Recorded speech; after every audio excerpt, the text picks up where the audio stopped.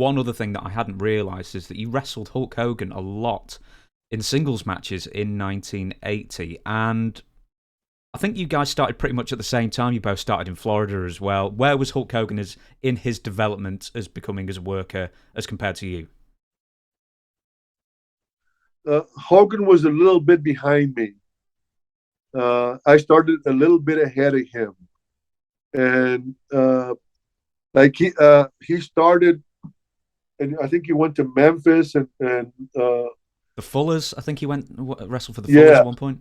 Yeah, and they sent him back to gain weight, and because he wasn't very big, and I don't know. Hogan was a little clumsy in the ring. He didn't have the best postures, and like like us. I'm sure I was the same way. He was learning, but he was also picking it up pretty fast.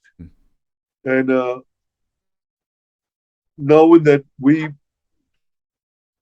were about the same, I think he confided in me, and we used to talk to each other, and I'd give him advice. And when I left New York, he booked me in Japan. Hogan was right behind me because we wrestled each other towards the end quite a bit, and Hogan still wasn't Hulk Hogan until he came back. I don't think he was Hulk Hogan until he came back the second time around, if I'm not mistaken.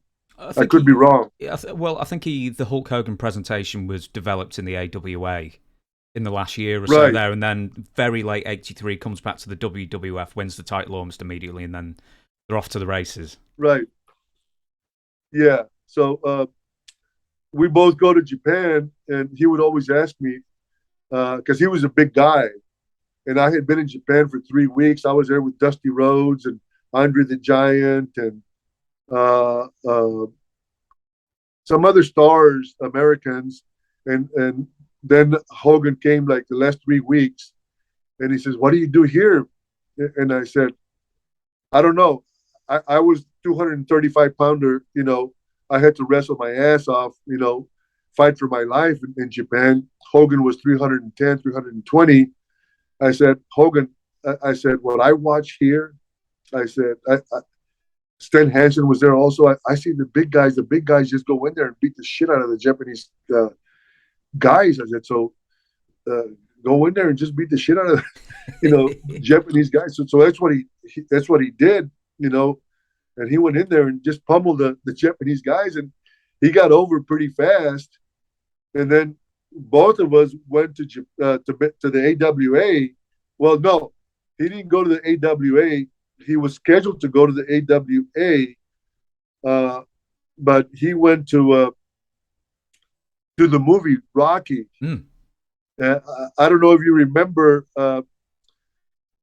Hogan told me, he said, Paul Orndorff, Gorilla Monsoon, and Hulk got letters from Sylvester Stallone to do the part of in the Rocky movie, and Hogan was the only one that answered it. Really? And that's how he got the part. So I went to the AWA, and then Hogan goes and does the part in Rocky, and then he comes back with the cape that he used in Rocky, and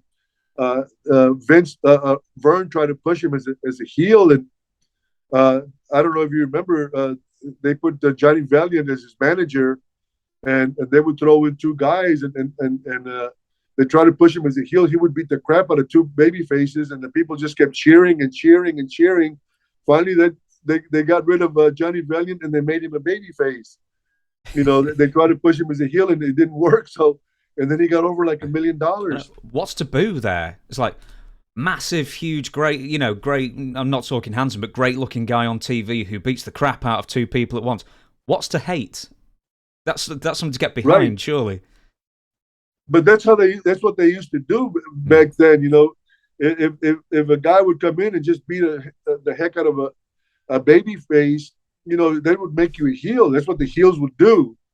So that's what Hulk was doing. But but the fans didn't care. They just, I mean, he would open that cape, and I don't know if you remember. I think it was purple inside and gold and purple, and he was so impressive. I mean, what a body he had, and he used to talk about his 22-inch pythons, and I mean, to me, that was the beginning of history.